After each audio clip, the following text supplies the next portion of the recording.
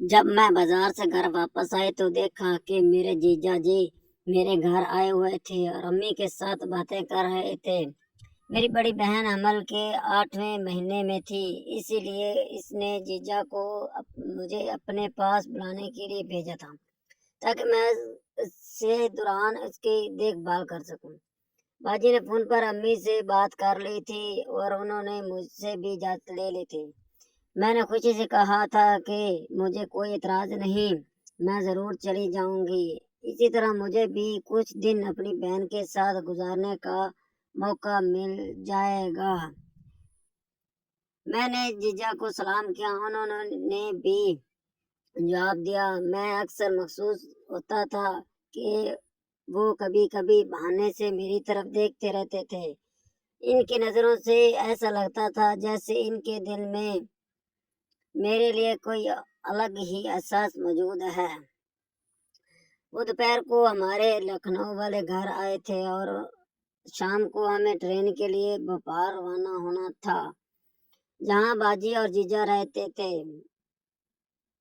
मैंने वक्त पर अपना सामान बांध लिया। अम्मी अब्बू ने भी रुस्कत करते हुए कहा, शालिनी अपनी बहन का अच्छी तरह ख्याल रखना। मैंने मुस्कुराकर सर हिला दिया। घर से निकलने का वक्त आया। जीजा जी ने कहा, शालिनी स्टेशन पहुंचने में तकरीबन आधा घंटा लग जाएगा, इसीलिए अब हमें रवाना होना चाहिए। मैंने जवाब दिया, जीजा जी मैं पूरी तरह तैयार हूँ, मेरी पैकिंग भी मुकम्मल हो गई है। उन्होंने मुस्कुराकर कहा, अगर किसी चीज की जरूरत हो तो भोपाल से जाके खरीद लेना। न जाने क्यों मुझे इनसे बातों से शर्म आती महसूस हो रही थी। जब भी वो मुझसे गुफ्तगू करते मेरी नजरें बेख्तियार झिक जाती। आज पहली बार मुझे इनके साथ इतना लंबा सफर भी करना था। हम दोनों ने ट्रेन पकड़ी। हमारी नशिस्त आमने सामने थी, मगर एक नशिस्त कन्फर्म ना होने की वजह से हमें एक ही बर्थ पर बैठना पड़ा। जीजा जी मुनासिब फासले से बैठे थे। रात हुई तो मुझे नींद आने लगी। मैं बेखबरी में मेरा सर इनके कंधों पर जा टिका। उन्होंने आहिस्ता से अपनी जगह बदल ली ताकि मुझे आराम रहे। कुछ देर बाद ट्रेन के झटके से मेरी आंखें खुल गईं। जीजा जी ने नरमी से कहा, शालिनी तुम आराम से लेट जाओ, मैं एक तरफ बैठ जाता हूँ। मैंने कहा, नहीं, आपको तकलीफ होगी। उन्होंने जवाब दिया, तुम्हें नींद आ रही है, लेट जाओ तो तुम आराम कर मिलेगा। इनके सलाह पर मैं लेट गई और थकन की वजह से फौरन गहरी नींद सो गई। जरूर ये रही तीसरी किस्त का साफ रवां और शाइस्तगी उर्दू तर्जुमा पेश करते खिदमत है। सफर लंबा था, इसलिए हम ट्रेन में एक साथ सफर करते रहे। शाम को जब जीजा जी दफ्तर से वापस आए, मैंने बाजी से पूछ कर इनका पसंदीदा खाना तैयार किया। हमने तीनों ने एक साथ बैठकर खाना खाया। जीजा जी मेरे हाथ का खाना खाने की बहुत तारीफ की, जिस पर मुझे खुशी भी हुई और हल्की सी शर्मिंदगी भी महसूस हुई। खाना खाने के बाद हम कुछ देर इकट्ठे बैठे रहे, टीवी देखते रहे।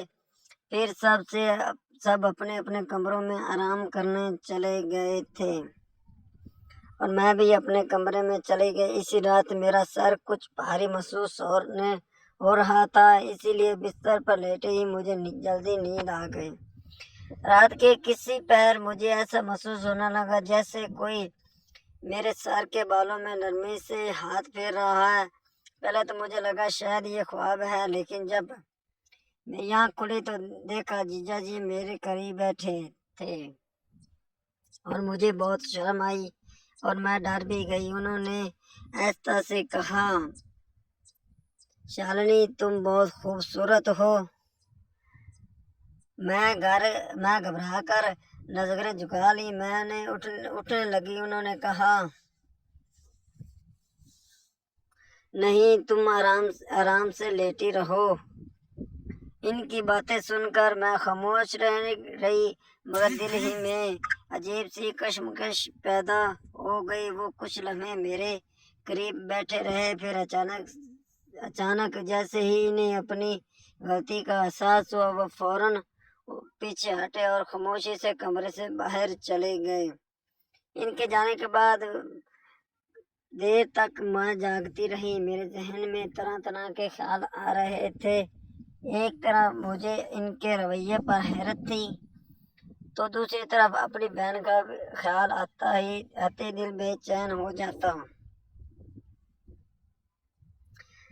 اگلے دن میں نے حسب معمول گھر کے تمام کام سنبھال لیے، باجی کی دیکھ بھال بھی کی، ان کے لیے کھانا بنایا اور گھر کے دوسرے کام بھی انجام دیے۔ بظاہر سب کچھ معمول کے مطابق تھا، لیکن میرے اور جیجا کے درمیان عجیب سی خاموشی چھا گئی تھی۔ جب بھی ہماری نظریں آپس میں ملتی، ہم دونوں فوراً نظریں جھکا لیتی۔ ایسا لگتا جیسے دونوں کے دل میں کوئی ایسی بات ہے جسے زبان پر لانا مناسب نہیں۔